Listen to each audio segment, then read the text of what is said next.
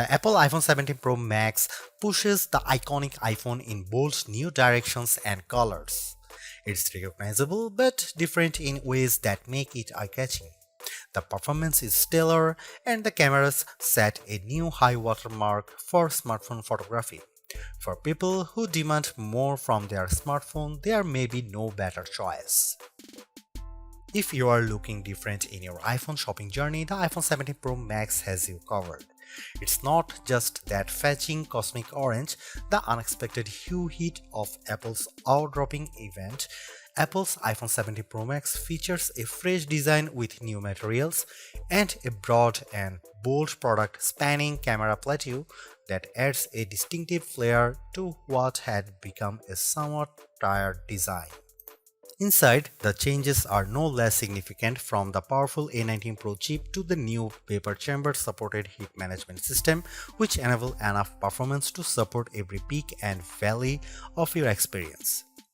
If you are fixated on cameras, the iPhone 17 Pro Max will not disappoint. There are now finally three 48-megapixel lenses that support a wide range of shooting styles. Perhaps the most notable of the three is the new 48-megapixel 4x optical zoom lens that also offers access to a sensor crop 8x zoom, which, thanks to selecting the center pixels from the larger sensor and an upgraded image pipeline, delivers some truly eye-popping photos. This is also an upgrade that makes a canny swap of titanium for aluminum a seeming downgrade, but one with some significant benefits, like the ability to apply that amazing new anodized orange finish and the ability to better distribute and dissipate heat. Finally, there's the price. It's the one thing you hope doesn't get an upgrade. And I am happy to report that Apple somehow held the line here. The iPhone 17 Pro Max still starts at $1,199 US. It's never been a cheap smartphone, but then this one is for the pros, and I think they will be very happy. I know I am. As for why you might buy the iPhone 17 Pro Max over the iPhone 17 Pro, that comes down to screen size, battery life potential, and the option to get up to 2TB of storage. Otherwise, these iPhones are identical. The iPhone 17 Pro Max was announced at Apple's eye-dropping event on September 9. Pre-orders began on September 12, and the phone arrives in stores and starts shipping on September 19. The iPhone 17 Pro starts at $1,199 US for the model with 256GB of storage, with that price rising to $1,399 US for 512GB of storage, $1,599 US for 1TB storage, and $1,999 US for 2TB of storage. The later configuration represents the largest storage capacity of any iPhone ever. Apple is likely getting undue credit for not raising the price of the base model iPhone 17 Pro Max. Component prices and supply chain issues relating to the geopolitical stage are surely putting pressure on the company. Somehow, too, Apple has held the line, and the base iPhone 17 Pro Max still starts at $1,199 US for 256GB model. The only difference in pricing comes into play when you stretch to the phone's new upper tier of 2TB, which is only available with the Pro Max model. That sends the price up to almost $2,000 US. It boggles the mind that we now consider paying almost $2,000 for a pocket-sized device to be rational. On the other hand, this is a true pro-level smartphone that, based on my tastes, is probably ready for pro photography and videography tasks, and when you put it like that, it might seem like a bargain.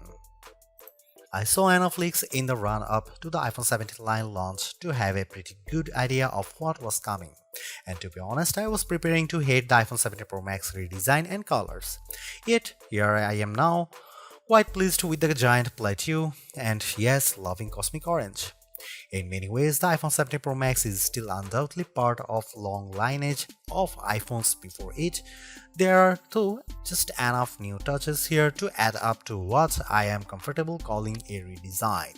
Starting with the back, there's the now nearly full-width plateau that's both a bold design touch but also a practical measure, in that underneath there's now more space for upgraded components like refreshed tetraprism, that supports a new, longer telephoto lens.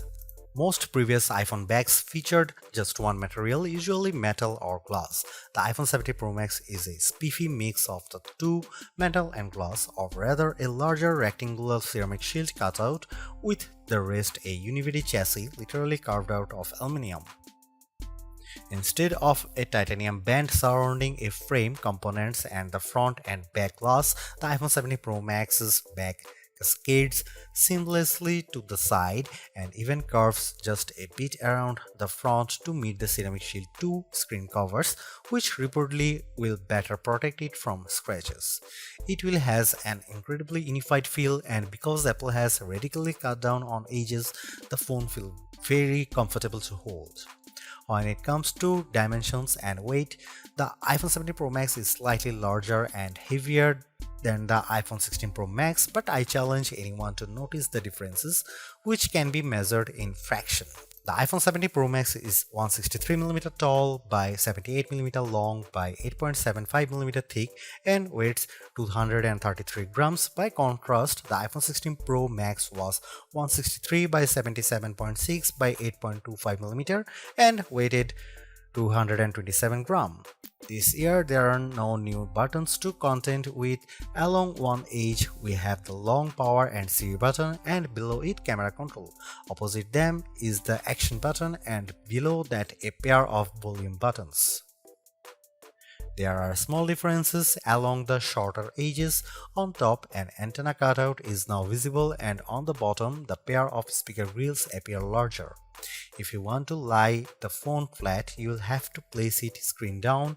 Even though the back plateau is nearly the full width of the phone, the tri-camera array still bumps out even further, and between this and the wide metal bump, this phone lies on its back at a slightly more extreme angle than the iPhone 16 Pro Max.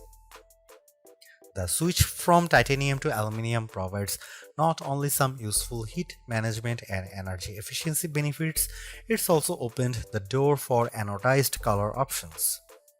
I don't know where Apple got the idea for cosmic orange, but I actually love it. It's bold without being garish. There's also silver and the very deep and inky deep blue. Apple sort of explained its color choices to me and even the loss of black, but I think this is just Apple mixing things up and possibly giving a nod to all the pro level folks who buy this phone for creative pursuits.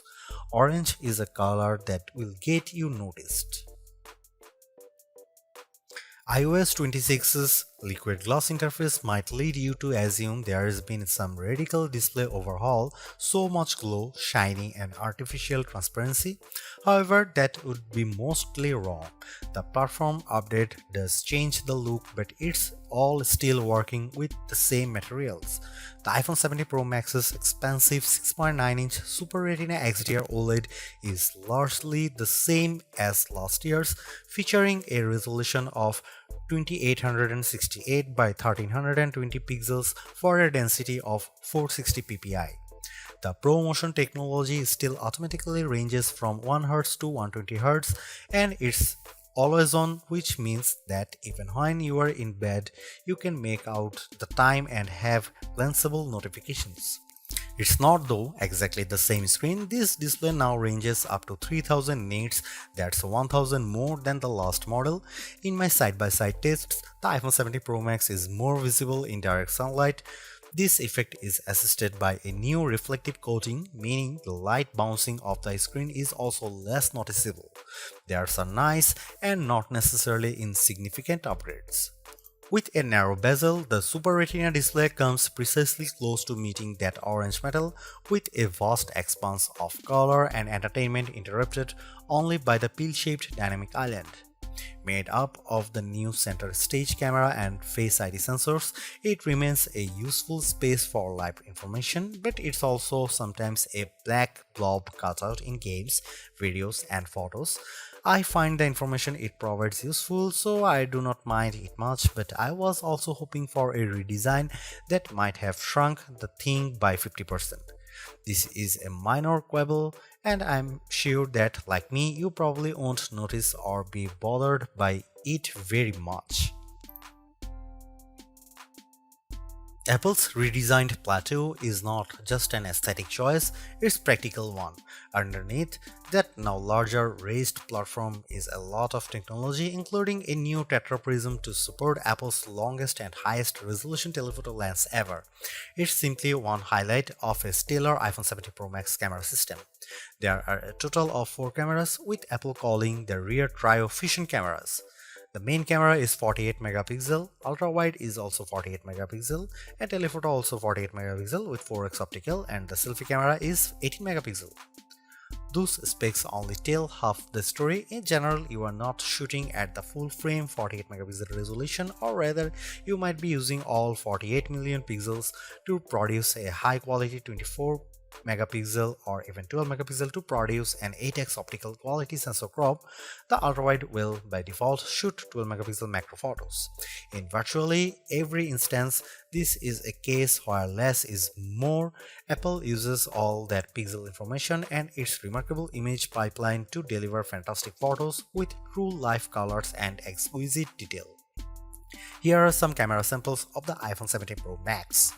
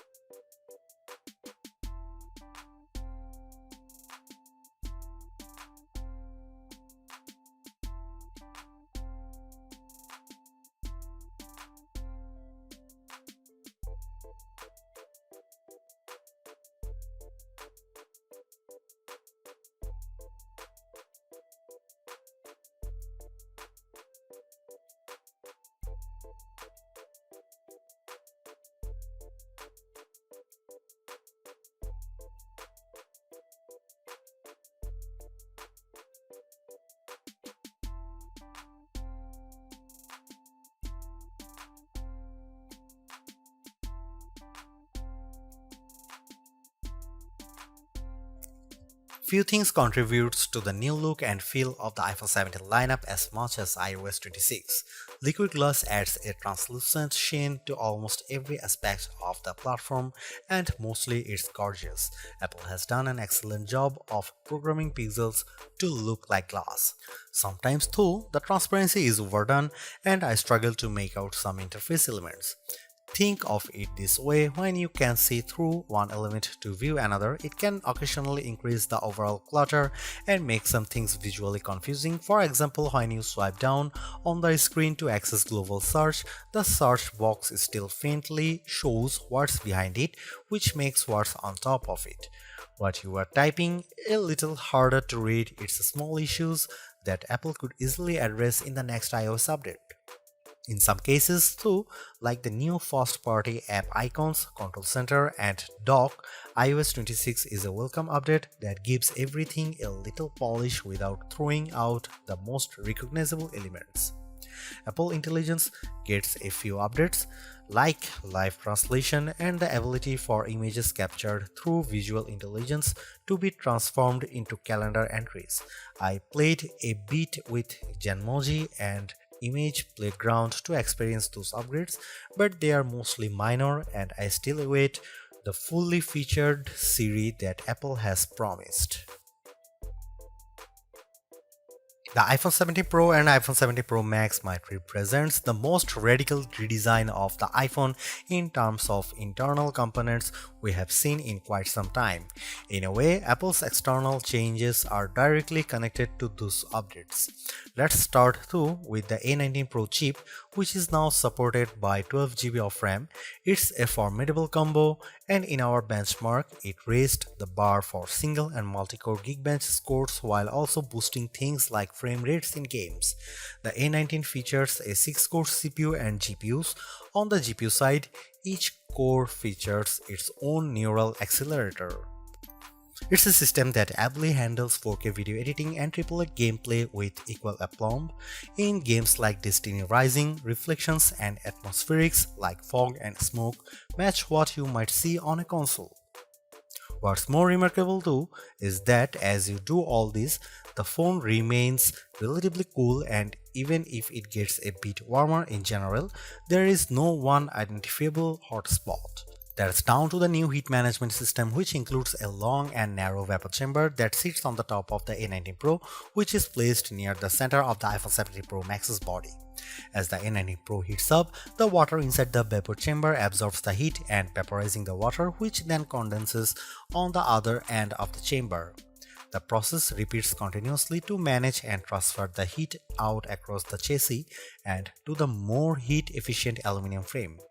It's that kind of heat management that helps the phone maintain a high level of performance and, in my estimation, positively impacts battery life. Apple combines the power and efficiency with a larger battery to provide potentially a multi-day battery life. Now, in my experience, I went over 30 hours before I needed to charge the phone. However, I think it's too early to make a final assessment on battery life. I know my phone is busy copying 30,000 emails, updating photo libraries, and more background tasks relating to initial setup. In truth, I don't think I'll fully understand typical battery life for another month. In the meantime, I can tell you that battery life appears good, if not better, than the last generation, and your mileage may vary. Expect Q2 wireless charging, which if you have QI2 charger will be faster. The wired charging is faster too, but remember you will need to buy your own higher wattage wall charger to achieve those charge speeds. In my experience, I was able to charge the phone to 50% in just 20 minutes. Too bad this adapter isn't included in the package. In the communication space, this is in the US an eSIM only phone that supports dual SIMs and makes transferring phone numbers across devices a snap. There is more good news like Wi-Fi 7 support, Bluetooth 6 and emergency satellite communication, which at the time of this reviewing is still free. The iPhone 17 Pro Max is a stellar flagship phone based on my testing. You get a more powerful zoom camera, better sustained performance, and the longest iPhone battery life ever, a head-turning design. The iPhone 17 Pro Max is still behind the competition on AI and it's a bit thick and heavy, but overall it is easily one of the best big screen phones yet.